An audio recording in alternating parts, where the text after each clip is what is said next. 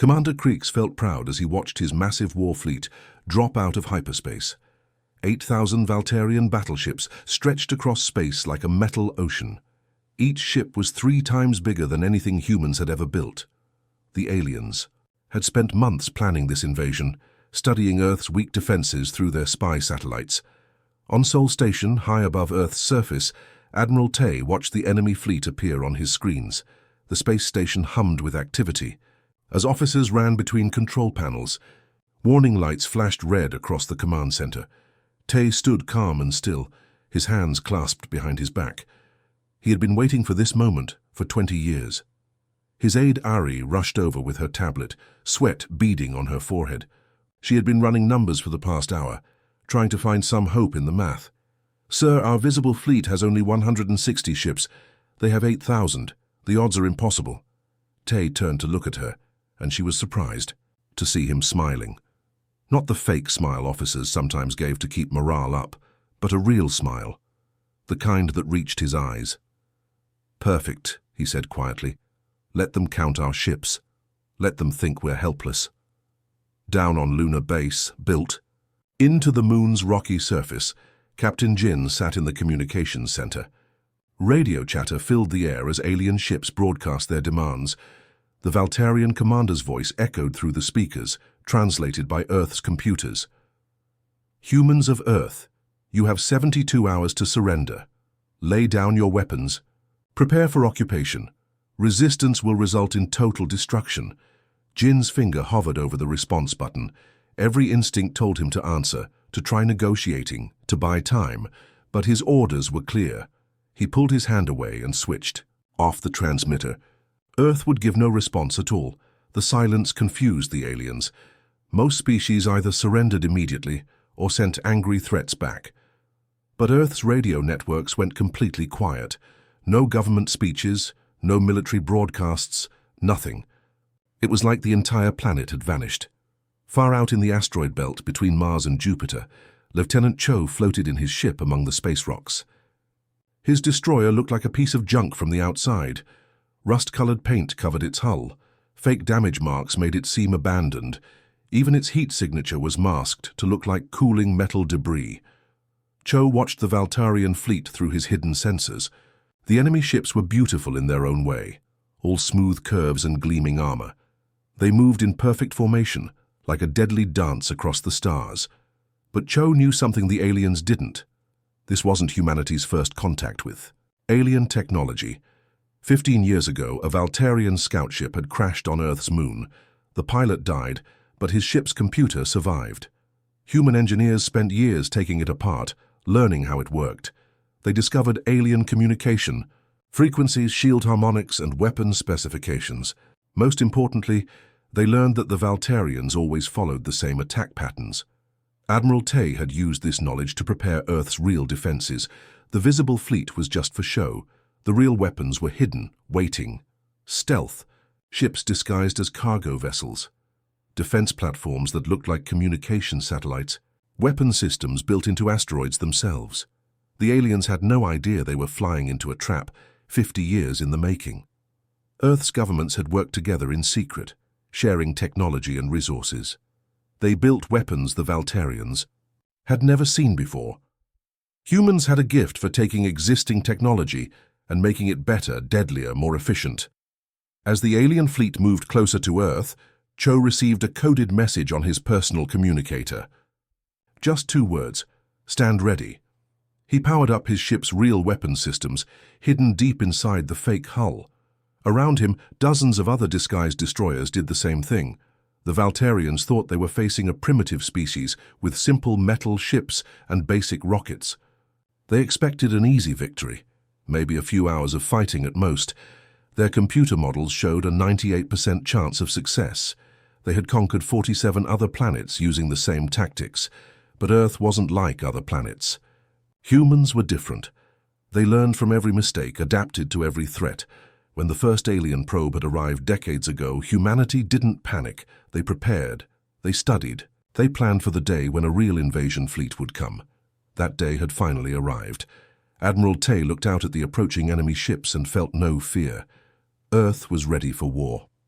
Commander Crix stood on his flagship's bridge, surrounded by holographic displays showing Earth's pathetic defenses. His tactical officers had marked every human ship, every space station, every weapon they could detect. The numbers made him laugh. These primitive creatures had no idea what real military power looked like. "Select 1,000 ships from the forward battle group," Crix ordered his second-in-command. "Send them to destroy the human moon base. Make it spectacular. I want the entire planet to watch their defenses crumble."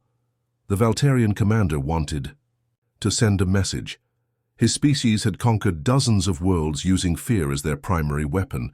Show overwhelming force early, break the enemy's spirit, and the rest would surrender without a fight. It was a strategy that had worked for 300 years. The 1,000 ships broke away from the main fleet, their engines glowing bright blue, as they accelerated toward Lunar Base. Each vessel carried enough firepower to level a city. Their plasma cannons could melt through solid rock like butter. Their missile systems could crack a moon in half if needed. On Lunar Base, Captain Jin watched the approaching enemy through the observation deck's thick windows. The alien ships looked like silver teardrops against the starfield, growing larger by the minute. Around him, his crew worked quietly at their stations. No one spoke much. They all knew what was coming. Jin had served in Earth's Space Force for 20 years. He'd seen combat against pirates and rebel colonies. But this was different. This was humanity's first real test against an alien military. Everything they had trained for, everything they had built, would be proven or destroyed in the next few minutes. "Sir, enemy ships are entering the outer perimeter," reported his sensor operator, a young woman named Hana. Her voice stayed steady despite the fear in her eyes. Jin nodded and activated his communication link to Seoul Station. "Admiral Tay, enemy vanguard is approaching. Recommend we engage before they reach optimal firing position." Admiral Tay's voice crackled through the speakers. "Negative, Captain. Let them get closer. We need them all inside the kill zone." The kill zone was humanity's secret weapon. For the past 5 years, Earth's engineers had been building what looked like simple communication satellites around the moon. The aliens had detected them during their reconnaissance, but the energy signatures appeared harmless. Just basic transmitters and receivers. What the Valterians didn't know was that each satellite contained a quantum disruptor array. These weapons didn't fire bullets or energy beams. They manipulated the fundamental forces that held matter together. When activated, they could literally erase objects from existence. The alien ships moved into attack formation, their weapons charging for the assault on Lunar Base. Crix watched from his flagship, expecting to see human defenses activate. He waited for missile launches, energy shields, desperate radio calls for help. Instead, he saw nothing. "Are their weapons offline?" asked his tactical officer. "Why aren't they responding?" Crix frowned. In his experience, even the most primitive species fought back when attacked. This silence was unusual, but he pushed the thought away. Perhaps the humans were simply paralyzed by fear. Admiral Tay counted down the seconds on his command display. The alien ships were exactly where Earth's computers had predicted they would be. Every trajectory, every formation change, every tactical decision matched the patterns from the crashed scout ship's database. "All platforms fire," Tay commanded. Around Lunar Base, dozens of innocent-looking satellites suddenly blazed with energy. Invisible beams of quantum force reached out across space, touching the alien ships. What happened next defied everything the Valterians knew about physics. The first enemy vessel simply vanished. One moment it was there, a massive warship bristling with weapons. The next moment, empty space. Not an explosion, not debris, just nothing. As if the ship had never existed at all. Then the second ship disappeared. Then the third. The quantum disruptors worked faster than the aliens could react. Each beam tore holes in the fabric of space itself, scattering the ship's atoms across multiple dimensions. The Valterian crews didn't even have time to scream. Captain Jin watched through his telescope as the enemy vanguard was systematically erased from existence. Ship after ship vanished in silent flashes of light. The aliens tried to retreat, but the quantum fields moved at the speed of light. There was nowhere to run. In less than 5 minutes, 1,000 Valterian warships became atomic dust. The space around Lunar Base was empty, except for a few scattered particles that would disperse into the solar wind. Commander Crix stared at his tactical display in complete shock. His screens showed impossible readings. 1,000 ships gone, without a trace. No wreckage, no energy signatures, no survivors. His most advanced sensors detected nothing where his fleet had been moments before. "Sir, what are your orders?" his tactical officer asked nervously. Crix couldn't answer. In 3 centuries of conquest, he had never seen weapons like this. The humans possessed technology that shouldn't exist. They had been hiding their true capabilities, waiting for the perfect moment to reveal them. For the first time in his military career, Commander Crix felt genuine fear. The destruction of the Valterian vanguard sent shockwaves through Commander Crix's remaining fleet. His officers scrambled to understand what had just happened, their instruments still showing impossible readings. But before they could regroup, the real trap began to unfold. Throughout the solar system, dozens of old cargo ships that had been drifting lazily through space suddenly roared to life. These vessels had been there for weeks, looking like harmless merchant traders going about their business. The Valterian scouts had catalogued them as civilian traffic, nothing worth worrying about. Lieutenant Cho smiled as he pressed the activation sequence on his command panel. His ship shuddered as massive sections of fake hull plating fell away, revealing the deadly warship hidden underneath. What had looked like a rusty old freight hauler was actually a state-of-the-art destroyer bristling with weapons. Heavy plasma cannons emerged from concealed compartments. Missile pods unfolded like metal flowers. Shield generators hummed to life, creating an energy barrier around the ship's hull.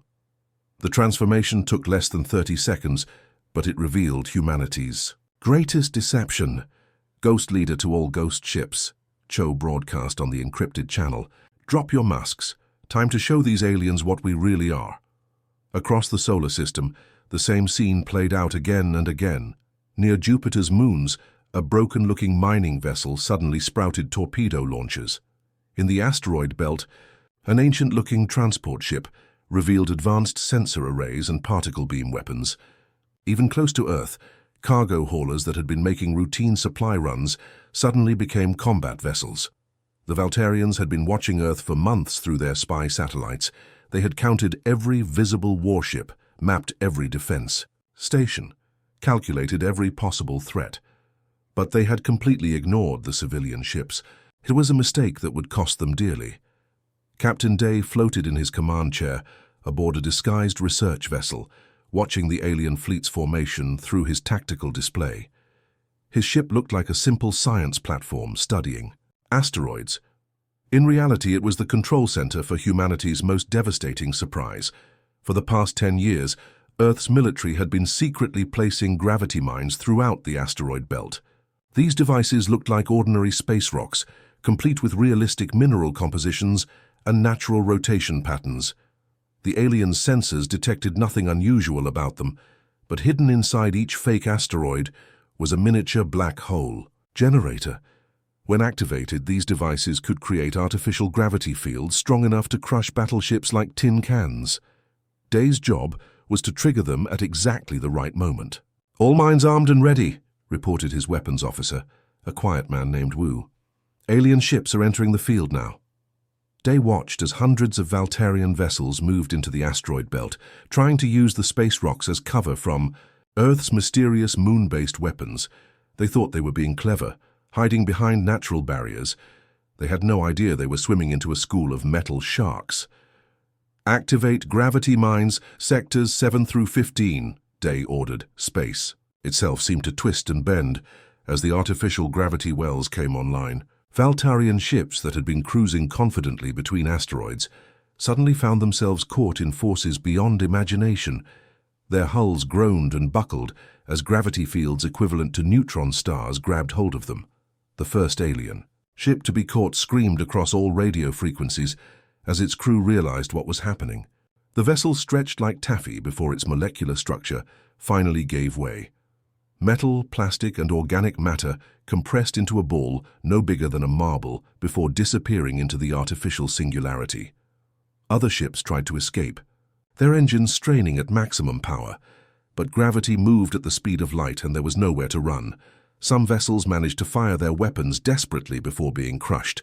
Others simply imploded in silence, their crews never knowing what had killed them. Admiral Tay chose this moment to break Earth's radio silence. His voice echoed across all Valterian communication channels, calm and confident, despite the chaos erupting around their fleet. "Commander Crix, this is Admiral Tay of Earth Defense Command. I believe you're beginning to understand your situation." Crix frantically tried to re-establish communication with his scattered forces, but the reports coming in made no sense. Ships vanishing without a trace, gravity anomalies crushing entire squadrons, civilian vessels transforming into warships. His carefully planned invasion was falling apart. "We've been studying your species for decades," Tay continued. "Every ship design catalogued, every weapon system analyzed, every tactical doctrine memorized. Did you really think that crashed scout ship 15 years ago was an accident?" The truth hit Crix like a physical blow. The crash had been deliberate. Humans had shot down that scout and made it look accidental. They had been preparing for this invasion since before it was even planned. Everything the Valterians thought they knew about Earth was wrong. "Your species always follows the same patterns," Tay explained, as more alien ships disappeared from the tactical displays. "First, you study a target world from a distance. Then you send overwhelming force to break their spirit. Finally, you occupy the planet using standard formation tactics. It's worked for you 47 times before." Lieutenant Cho locked his weapons onto a nearby Valterian cruiser. His targeting computer had been programmed with detailed schematics of alien ship designs, showing exactly where to hit for maximum damage. The enemy vessel's shields collapsed under focused plasma fire, and its hull split open like a ripe fruit. "But Earth is not your 48th conquest," Admiral Tay's voice continued across the radio. "We are your first defeat." As the battle raged across the solar system, humanity began to reveal the full extent of their hidden capabilities. What the Valterians had expected to be a simple conquest was turning into a nightmare of impossible technologies and tactics they had never encountered before.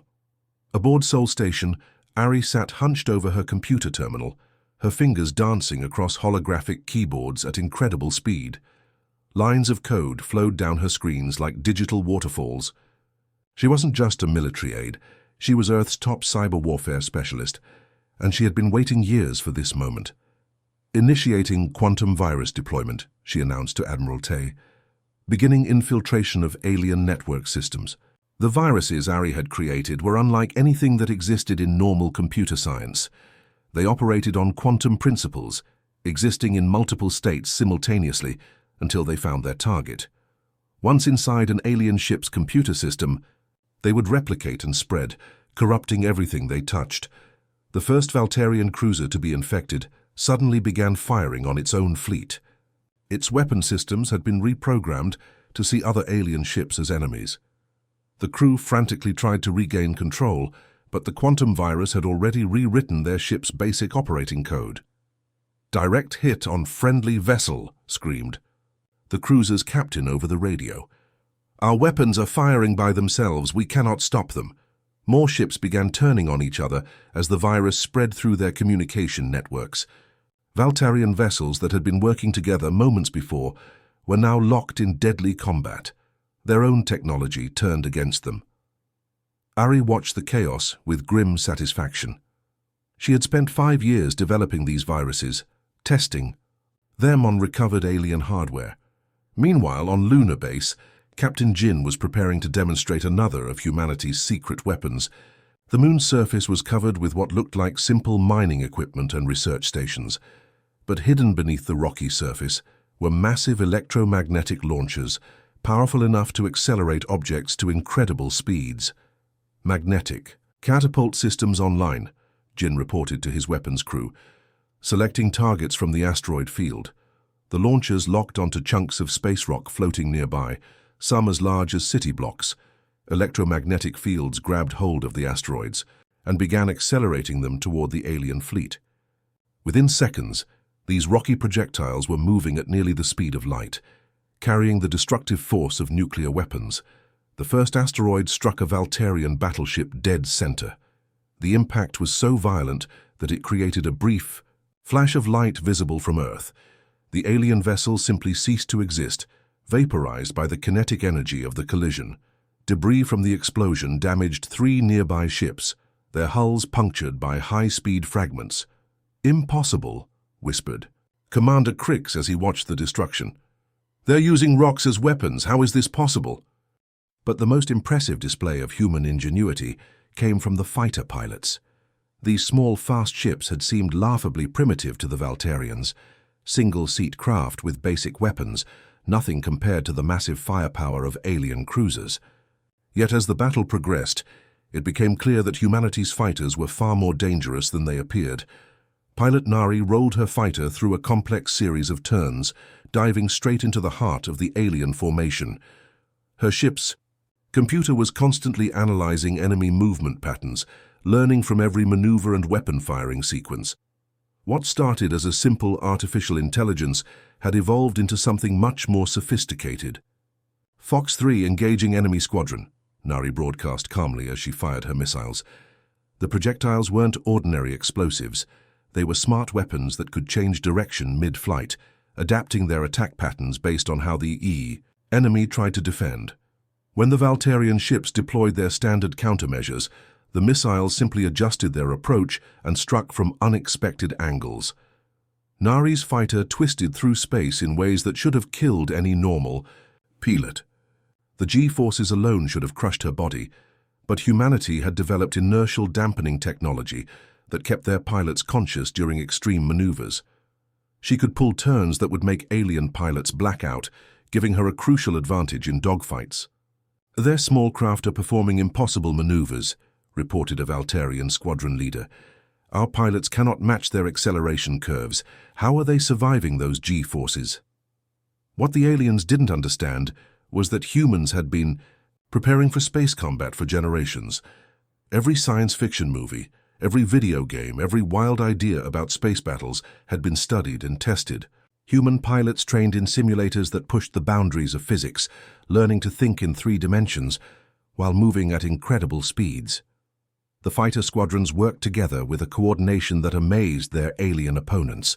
They shared information instantly, adapted their tactics in real time, and supported each other with a precision that seemed almost telepathic.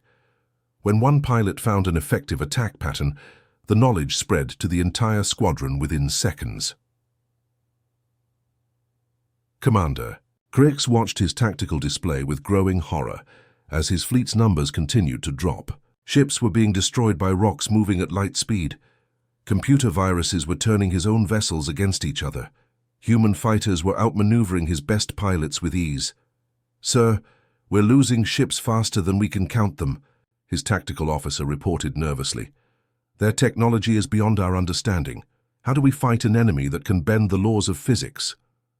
But Crix was beginning to realize the terrifying truth. The humans weren't bending physics at all. They were using it in ways the Valterians had never imagined.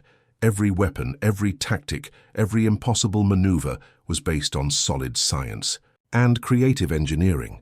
These weren't just soldiers defending their home. They were innovators, inventors, and artists of warfare. They took existing technology and pushed it beyond its intended limits.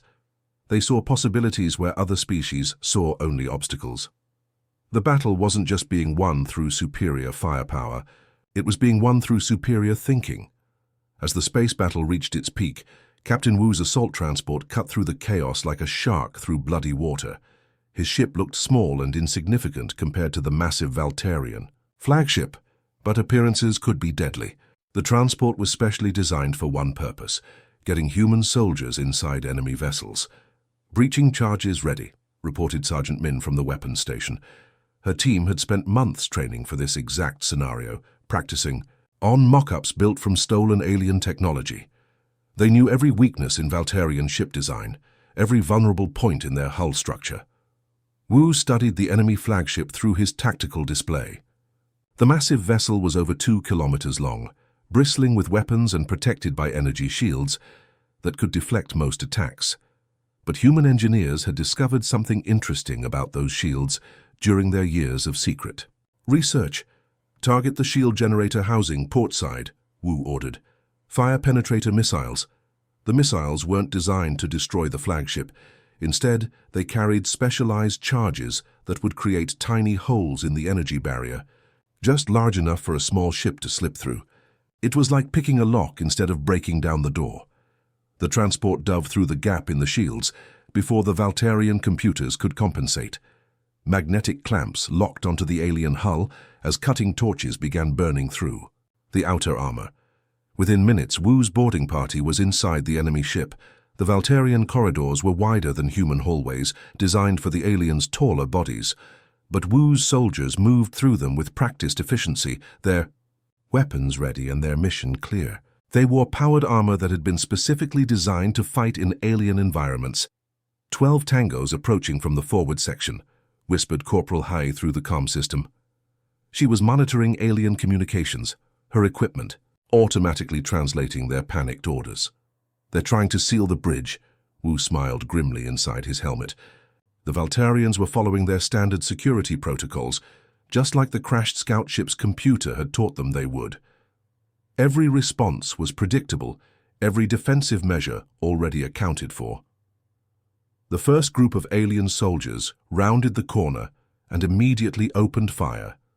Their energy weapons lit up the corridor with deadly light, but the human soldiers were no longer where the aliens expected them to be. Wu's team had studied Valterian tactics for years. They knew exactly how alien troops would react in a boarding situation. Using smoke grenades and electromagnetic pulse devices, the humans disrupted the aliens' sensors and communication systems. The Valterians found themselves fighting blind, unable to coordinate their defense or call for reinforcements. Their superior numbers meant nothing when they couldn't see their targets. "Bridge access in sight," reported Lieutenant Yun as she disabled another security door. Her fingers danced over the alien control panel, entering commands she had memorized from captured Valterian technical manuals. 40 seconds to breach. Commander Crix paced nervously on his flagship's bridge, watching his fleet dissolve around him. Half of his ships were gone, destroyed by impossible human weapons. The other half were scattered and confused, their crews demoralized by losses they couldn't understand. "Sir, we have intruders aboard," his security chief reported with barely controlled panic. "Human soldiers have breached decks 7 through 12. They're moving toward the bridge." Crix couldn't believe what he was hearing. Humans didn't have the technology for ship-to-ship assault. Their vessels were too primitive, their soldiers too weak. How could they possibly have penetrated his flagship's defenses? The answer came when the bridge doors exploded inward in a shower of sparks and twisted metal. Captain Wu stepped through the smoke, his armor scarred but intact, his weapon trained on the alien command crew. Behind him came a dozen human soldiers, moving with the precision of a well-oiled machine. "Nobody move," Wu announced calmly, his voice amplified by his suit's speakers. "We're here to have a conversation." The Valterian bridge crew reached for their sidearms, but they found themselves facing weapons that fired faster and hit harder than anything in their arsenal. Humans had improved upon every piece of alien technology they had stolen, making it more efficient and more deadly. "How?" Crix demanded as his officers surrendered their weapons. "How did you penetrate our shields? How did you board my ship?" Wu gestured to his soldiers, who began methodically disabling the ship's weapon systems. They moved with practiced efficiency, each soldier knowing exactly which controls to target. It was like watching mechanics work on a familiar engine. "Your shields, your weapons, your entire philosophy of war," Wu explained, as his team systematically shut down the flagship's combat capabilities. "We've been studying everything for 15 years, every circuit diagram, every tactical manual, every training exercise." He pointed to a control panel that one of his soldiers was carefully rewiring. "This is your main fire control system. We know it has a backup power source hidden behind panel C47. We know the command codes to override it. We even know that your gunners are trained to target the largest enemy ship first, which is why we made sure to bring the smallest assault craft possible." Crix stared in growing horror as he began to understand the magnitude of his species' mistake. The crashed scout ship hadn't been an accident. It had been a deliberate sacrifice, designed to give humans access to Valterian technology and tactical knowledge. "You've been planning this," he whispered, "for years, maybe decades."